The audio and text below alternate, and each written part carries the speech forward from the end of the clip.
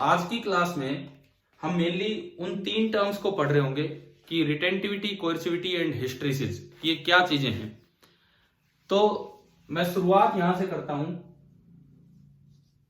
Hysteresis for a ferromagnetic material.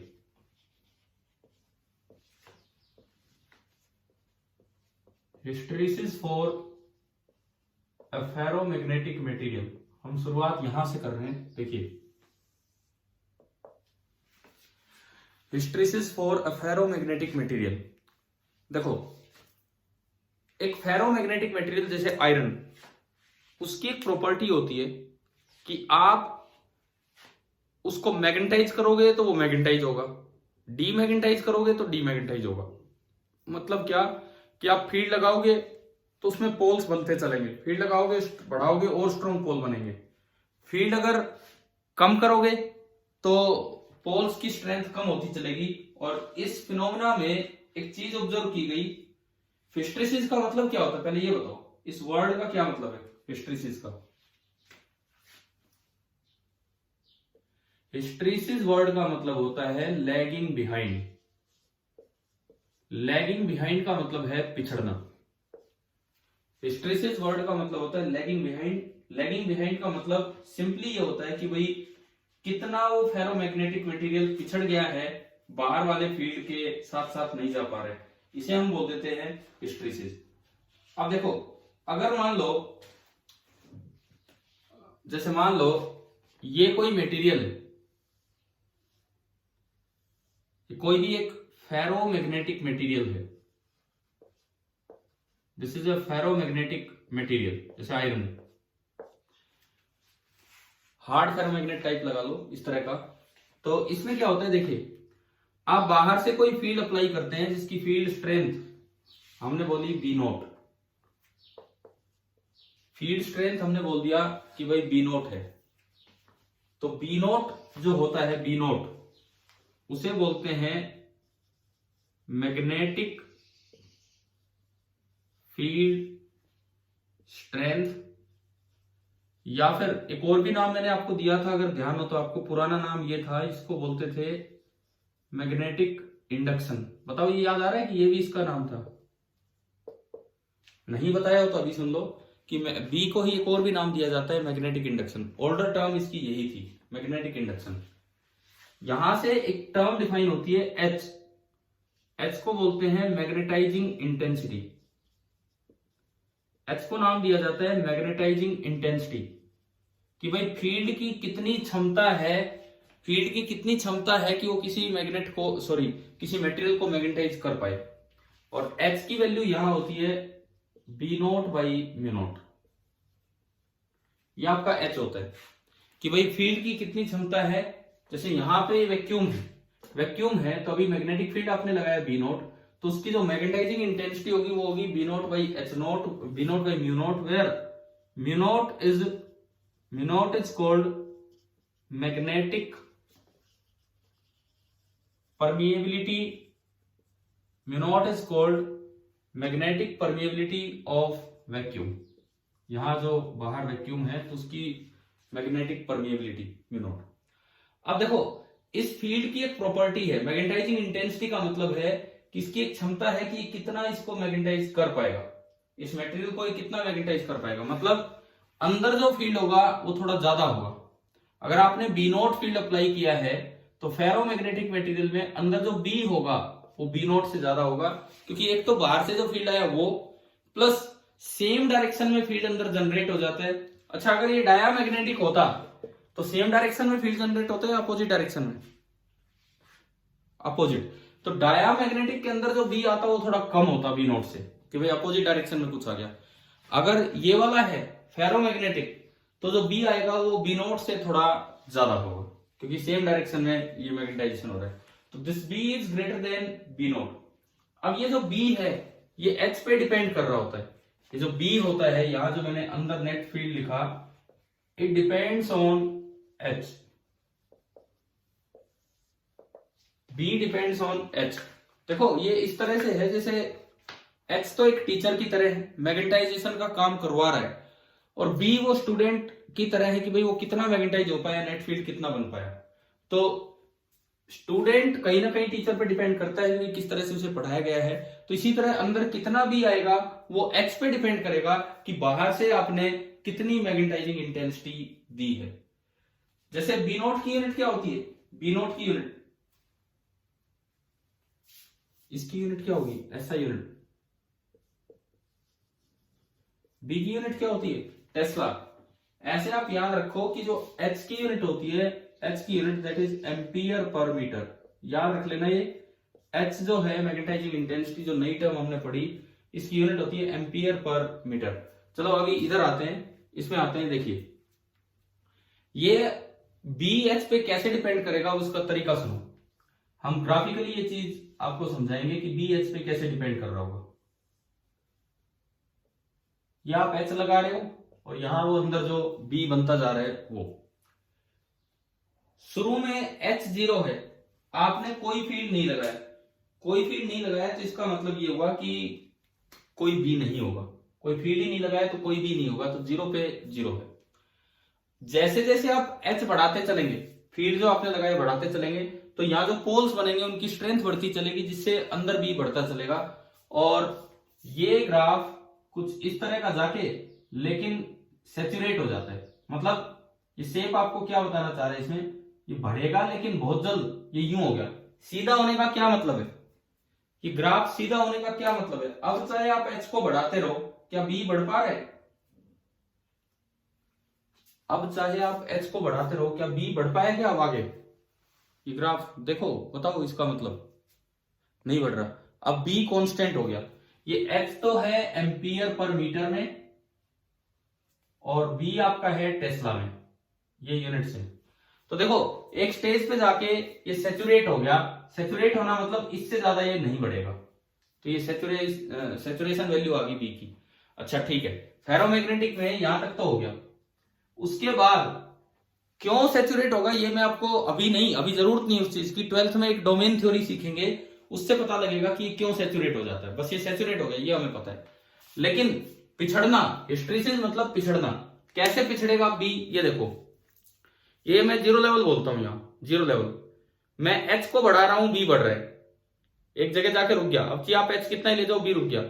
लेकिन अगर आप एच को कम करते करते 0 करोगे तो बी 0 पे नहीं पहुंच पाएगा, कुछ ना कुछ स्ट्रेंथ अभी भी रह जाएगी, जो पोल्स उसके अंदर वो अभी भी बचे रह जाएंगे। तो ये पिछड़ना, इसे क्या नाम दिया जाता है, हिस्ट्रीसिस। फेरोमैग्नेटिक मटेरियल्स में हिस्ट्रीसिस पाया जाता है। मतलब क्या कि ये जो ग्राफ है जो वापिस आएगा तो ये यूं आएगा, यूं। ये बताओ, ये ग्राफ यहां तक समझ में आ रहा है कि वापिस आया तो क्या मतलब बना इसका, कि जब आप एच को 0 तक ले आए, आप पहले एच को यहां तक बढ़ा ले गए थे, एच को आप 0 तक ले आए, क्या बी 0 पे आ पाया, क्या बी कम हुआ है, बताओ। इसको देख के बताओ, ये ग्राफ यहां आ गया, तो जब आप एच को 0 पे लाए, क्या बी यहां से पूरा नीचे आ पाया है क्या, जितना था, बी तो केवल इतना सा ही उतरा है। तो ये जो रिमेनिंग बी बच गया, जबकि कोई एच ही नहीं है, ये जो बचा है यहां पे, ये बी की वैल्यू जब कोई एच है ही नहीं, this is known as residual magnetism. Residual magnetism मतलब बचा हुआ मैग्नेटिज्म, कि पोल्स अभी भी बच गए जबकि बाहर से कोई आपने फील्ड नहीं लगा रखा है। This is called residual magnetism, और इसका ही नाम होता है रिटेंटिविटी। मान लो मैं इस पॉइंट को नाम दू O, इसको नाम दू A, B तो रहने दो, B तो मैग्नेटिक फील्ड है, इसको नाम दिया C। अभी ग्राफ और आगे चलेगा, तो जो OC है, ग्राफ में जो OC है उसे क्या बोलते हैं, रिटेंटिविटी, बचा हुआ मैग्नेटिज्म। अब इलेक्ट्रोमैग्नेट में क्या प्रॉपर्टी देखी थी हमने, क्या ध्यान होना चाहिए मटेरियल में, क्या होना चाहिए बताओ इलेक्ट्रोमैग्नेट में, लो रिटेंटिविटी क्यों। हाँ सुनो, लो रिटेंटिविटी क्यों, हाई परमेबिलिटी तो फेरोमैग्नेटिक में होती है, अब लो रिटेंटिविटी क्यों वो सुनो आप। इलेक्ट्रोमैग्नेट का मतलब होता है कि जब मैं स्विच ऑफ कर दूं करंट तो पोल्स गायब होने चाहिए। स्विच ऑफ करने का मतलब है आपने एच खत्म कर दिया, स्विच ऑफ करने का मतलब है एच खत्म कर दिया। अगर रिटेंटिविटी ज्यादा होगी तो स्विच ऑफ करने पे भी पोल तो बचे हुए हैं, रिटेंटिविटी कम होगी तो स्विच ऑफ करने का मतलब है कि पोल्स की स्ट्रेंथ ऑलमोस्ट खत्म होगी। क्या समझ में आया ये चीज, कैसे याद रखेंगे। ठीक है, रेजिडुअल मैग्नेटिज्म नहीं होना चाहिए इलेक्ट्रोमैग्नेट की कोर में। तो ये आपका हुआ ओसी। रिटेंटिविटी वर्ड आपको समझ में आ गया होगा। अब देखो फिर दोबारा से मैं इसी तरह आपको समझाता हूं। ये जीरो लेवल था, ये जीरो लेवल था, यहां देखें। अब ऊपर आपने इसको बढ़ाया, ये जाके सेचुरेट हो गया। ये वाला हाथ क्या है मैं जो इधर से दिखा रहा हूं, एच या बी? बताओ, एच। और ये बी। फिर दोबारा देख लीजिए, जीरो लेवल से स्टार्ट हुआ, एच गया, बी रुक गया। अब एच बढ़ा लो। लेकिन जब आप एच को वापस जीरो पे लाए तो बी पूरा नहीं उतरा। कितना बी बचा? इसे क्या नाम दिया हमने? रिटेंटिविटी। ठीक है, अब उस रिटेंटिविटी को खत्म करने के लिए अपोजिट डायरेक्शन में फील्ड लगाना पड़ता है। तो एच की मैंने डायरेक्शन चेंज कर दी। धीरे धीरे मैं एच अपोजिट में लाऊंगा तो बी जीरो पे आ जाएगा। समझ गए हो? धीरे धीरे मैं एच अपोजिट में लाऊंगा, अपोजिट डायरेक्शन में लगाऊंगा तो रेजिडुअल पोल्स भी खत्म हो जाएंगे। तो ग्राफ देखो आगे कैसे बढ़ेगा। जब एच अपोजिट डायरेक्शन में किया तो ग्राफ में एच नेगेटिव दिखाना पड़ेगा, लेकिन आई अभी वही, ये बी अभी उधर ही है क्योंकि पोल्स बचे हुए। तो अब ये ग्राफ यूं उतरेगा, यूं। ये मैंने पॉइंट दिया सी डी। डी पॉइंट पे एच तो नेगेटिव है और बी जीरो है, दिख रहा आपको? डी पॉइंट पे एच नेगेटिव है और बी जीरो है। समझ में आया? यानी कि एच तो अपोजिट डायरेक्शन में लगा रखा है और जो पोल्स थे वो खत्म हो गए। तो ये जो ओडी है, ओडी, ओडी मतलब कितना फील्ड आपको लगाना पड़ेगा कि बचे हुए पोल्स को खत्म कर दे। इसे नाम दिया जाता है कोएर्सिविटी। इसे नाम दिया जाता है कोएर्सिविटी। तो बताओ, रिटेंटिविटी और कोएर्सिविटी दोनों टर्म्स का मतलब क्लियर हुआ? देखो दोनों ही मैं दोबारा बता रहा हूं। रिटेंटिविटी, रिटेंटिविटी का मतलब है रेजिडुअल मैग्नेटिज्म। आपने एच बढ़ाया, आपने एच बढ़ाया, बी कहीं जाके सेचुरेट हो गया। एच को जीरो किया, बी जीरो नहीं हो पाया। कितना बी बचा? वो रिटेंटिविटी। उस बचे हुए बी को खत्म करने के लिए अपोजिट डायरेक्शन में कितना एच लगाना पड़ेगा? उस बचे हुए बी को खत्म करने के लिए अपोजिट डायरेक्शन में कितना एच लगाना पड़ेगा, उसे बोलते हैं कोएर्सिविटी। अपोजिट डायरेक्शन में कितनी मैग्नेटिक इंटेंसिटी आपको देनी पड़ेगी ताकि वो बचे हुए बी खत्म हो जाए, तो उसे बोलते हैं कोएर्सिविटी। तो ओडी कोएर्सिविटी है। क्या आ गया समझ में ओडी का मतलब? ठीक है, अब देखो, अब एक लूप पूरा करेंगे। ये बार बार मैं यहां से स्टार्ट कर रहा हूं। जीरो लेवल, ये जीरो आया, एच जीरो आया, बी जीरो नहीं आ पाया। बी कितना बचा? उसे क्या नाम दिया हमने? बताओ, जल्दी जल्दी बोलो। रिटेंटिविटी। उसको खत्म करने के लिए एच की डायरेक्शन रिवर्स की और ये खत्म हो गया। एच कितना लगाया? उसे क्या बोला? कोएर्सिविटी। अब यही चीज दूसरी डायरेक्शन में रिपीट होगी, यही चीज दूसरी डायरेक्शन में रिपीट होगी। आप इसको बढ़ाते चलो दूसरी डायरेक्शन में, ये फिर जाके सेचुरेट हो जाएगा, कहीं ना कहीं ये जाके सेचुरेट हो जाएगा। फिर जब आप एच को वापस जीरो पे लाओगे, ये जीरो नहीं हो पाएगा, वो रिटेंटिविटी। और उसको खत्म करने के लिए एच अपोजिट डायरेक्शन में लगाओगे ताकि जीरो आए, तो ये कोएर्सिविटी। यानी कि सेम चीज रिपीट होती है दूसरी साइड भी। अगर मैं ग्राफिकली ये चीज दिखाना चाहूं तो अब ये दूसरी साइड जाके सेचुरेशन हो जाएगा। दूसरी साइड आप एच कितना ही लगाओ, अब ये बी सेचुरेट हो गया। लेकिन जब आप उस एच को वापस जीरो पे लेके जाओगे तो बी जीरो नहीं आ पाएगा और बी कहीं ना कहीं यूं ही ऐसे ये ग्राफ जाके कट होगा। ठीक है, अब इस बचे हुए बी को खत्म करने के लिए दूसरी डायरेक्शन में एच लगाएंगे तो ये लूप आगे बढ़ता है यूं, एंड फाइनली इसी को रिपीट करते रहेंगे तो ये ऐसे जाके मिल जाएगा। ये जो ग्राफ है, ये जो बाहर बाहर जो लूप बना है, ये जो लूप बना है बाहर बाहर, इसको नाम देते हैं हिस्ट्रीसिस लूप। तो फेरोमैग्नेटिक मटेरियल में हिस्ट्रीसिस लूप का क्या मतलब है? क्या ये समझ में आया कि नहीं आया?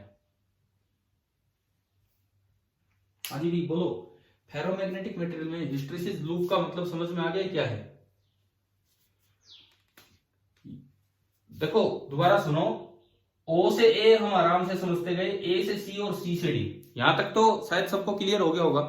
उसके बाद वही चीज दूसरी डायरेक्शन में रिपीट हुई, तो ये ई और ये एफ। अब डी से ई तक गए तो सेचुरेशन हो गया, फिर ई से एफ तक गए तो एच खत्म कर दिया, लेकिन रिटेंटिविटी बच गई अपोजिट डायरेक्शन में। फिर दोबारा से यहां आओगे तो रिटेंटिविटी खत्म होगी, लेकिन ये कोएर्सिविटी आ गई। वही चीज है, वही इसी को आप रिपीट करते गए। तो ये जो बाहर बाहर जो लूप बना है, ये जिसका ये एरिया है, ये जो लूप है ये बाहर बाहर, ये वाला, इसको बोलते हैं हिस्टैरिसीस लूप। अच्छा, इस डायग्राम से हम दो बातें सीख चुके हैं। पहली बात रिटेंटिविटी, दूसरी बात कोएर्सिविटी।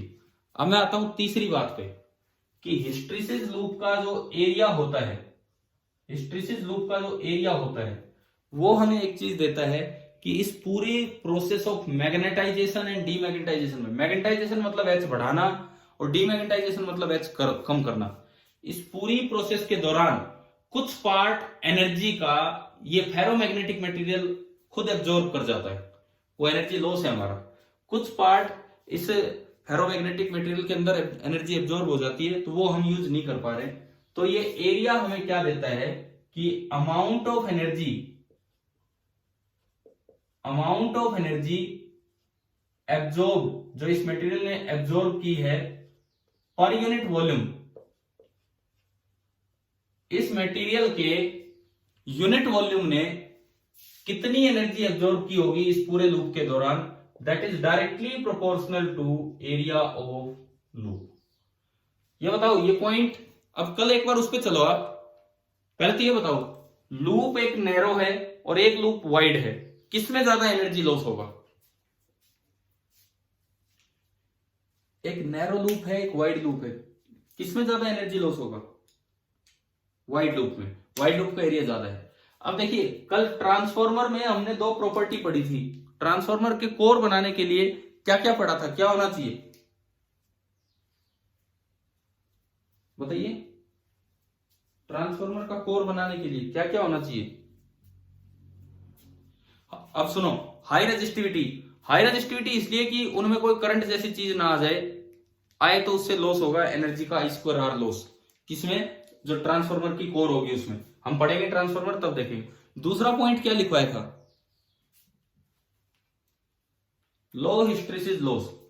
तो यूं बताओ, एक क्वेश्चन आ जाए कि भी दो मटेरियल ए और बी दे रखे हैं, दोनों का हिस्टैरिसीस डायग्राम आपको दे रखा हो, पूछा जाए कि ट्रांसफॉर्मर कोर के लिए कौन सा सुटेबल है, तो आप कैसे आइडेंटिफाई करेंगे कौन सा सुटेबल लेंगे? हाँ, जो लूप नैरो होगा वो हम चूज करेंगे उस काम के लिए।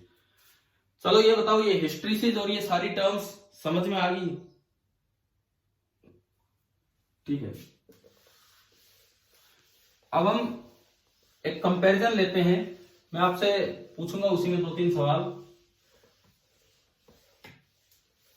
ग्राफ मतलब ऐसा डायग्राम देके उसमें 1-2 क्वेश्चंस कंपेयर कर लेंगे।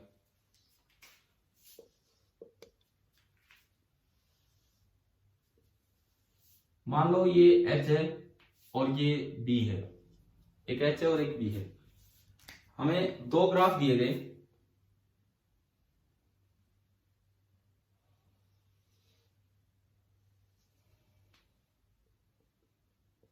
एक तो ये वाला ग्राफ है,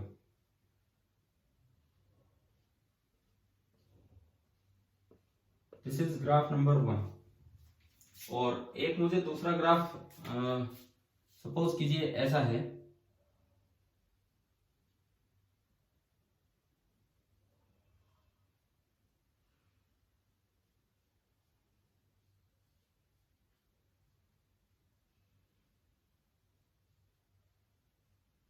आ रहा है डायग्राम समझ में? ग्रीन कलर से जो मैंने दिखाया है, देखो एक बार आप ध्यान से देखो, मैंने एक ही जगह दो मटेरियल दे दिए, मटेरियल 1 एंड मटेरियल 2। अब मैं इन्हीं के बारे में 3-4 चीजें आपसे पूछ रहा हूँ, ग्राफ से आप देख के बताएंगे। सबसे पहला सवाल, किस मटेरियल में जल्दी सैचुरेशन हो रहा है?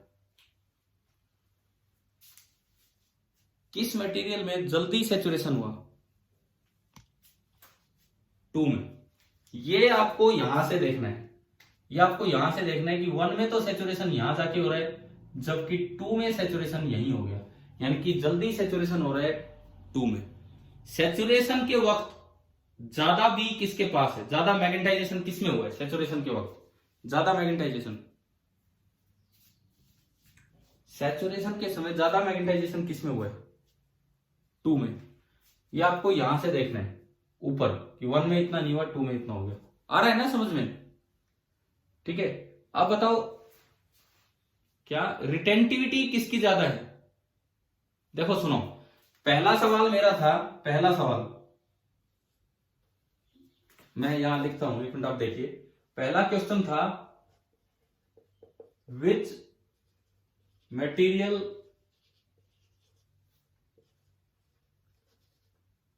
Gets saturation early. ये मान लो पहला सवाल है, जल्दी सैचुरेशन किस में हो रहा है तो बताओ? 2 में। इतना फील्ड लगाने पे ही सैचुरेशन हो गया तो 2। दूसरा सवाल, सेकंड क्वेश्चन हम ले रहे हैं हमारा कि which material is strongly magnetized at saturation. Which material is strongly magnetized at saturation. बताएं कि भाई ज्यादा मैग्नेटाइजेशन किस में हुआ, ज्यादा बी किसके अंदर आ रहा है सैचुरेशन के वक्त? ये देखो 1 में तो बी कम है और 2 में बी ज्यादा है, तो इसका आंसर भी आ गया 2। क्या समझ में आया यहां तक?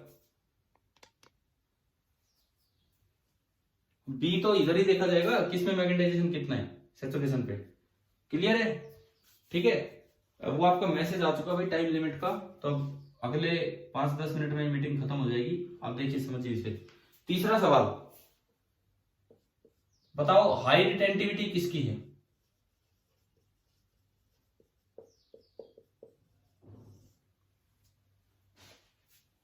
देख के बताओ ग्राफ में, ये रिटेंटिविटी बी एक्सिस से देखेंगे या एच एक्सिस से?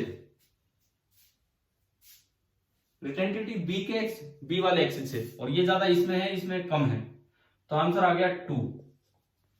क्लियर ना, समझ में आ रहे होंगे? अब आप बताओ हाई कोएर्सिविटी किसकी है?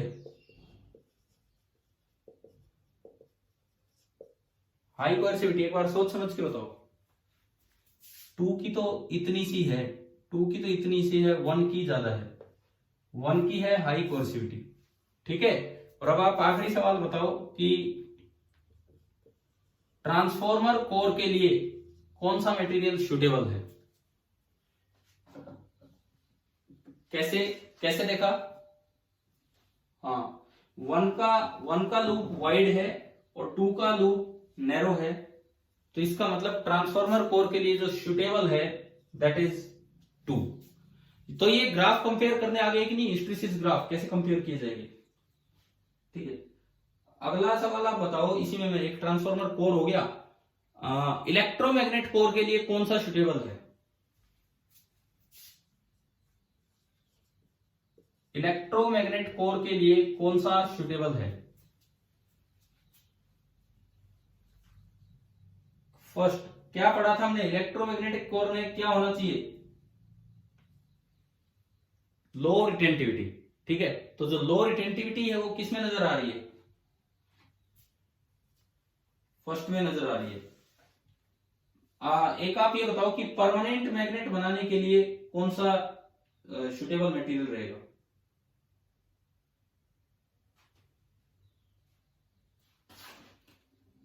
अब देखो, ये सबसे लास्ट सवाल जो मैंने लिया सबसे अच्छा बना, मैं एक बार इसका आंसर लिख देता हूं। ये क्या था? Electromagnetic core. कौन सा था इलेक्ट्रोमैग्नेटिक कोर के लिए सुटेबल? एक लो रिटेंटिविटी। अब आखिरी मैंने पूछा है क्या, किसके लिए? किस? तो दोनों सुटेबल नहीं भाई, हमें जवाब एक देना होगा। परमानेंट मैग्नेट के लिए क्या प्रॉपर्टी थी बताओ? अब सुनो, हाई रिटेंटिविटी हाई कोएर्सिविटी। अब रिटेंटिविटी तो ज्यादा किसकी है और कोएर्सिविटी ज्यादा किसकी है? 1 की। तो कौन सा मटेरियल यूज करना चाहिए अब बताओ?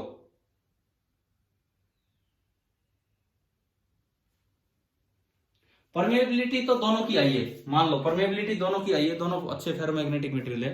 अब मुझे तो ये जवाब चाहिए कि मेरे को ये दे रखा है क्वेश्चन में, यहां से मुझे परमानेंट मैग्नेट के लिए कौन सा मटेरियल सुटेबल लेना होगा वो बताओ।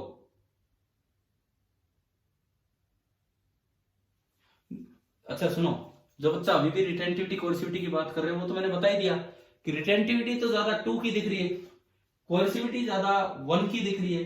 तो ऐसे केस में परमानेंट मैग्नेट के लिए कौन सा मटेरियल हमें यूज करना चाहिए?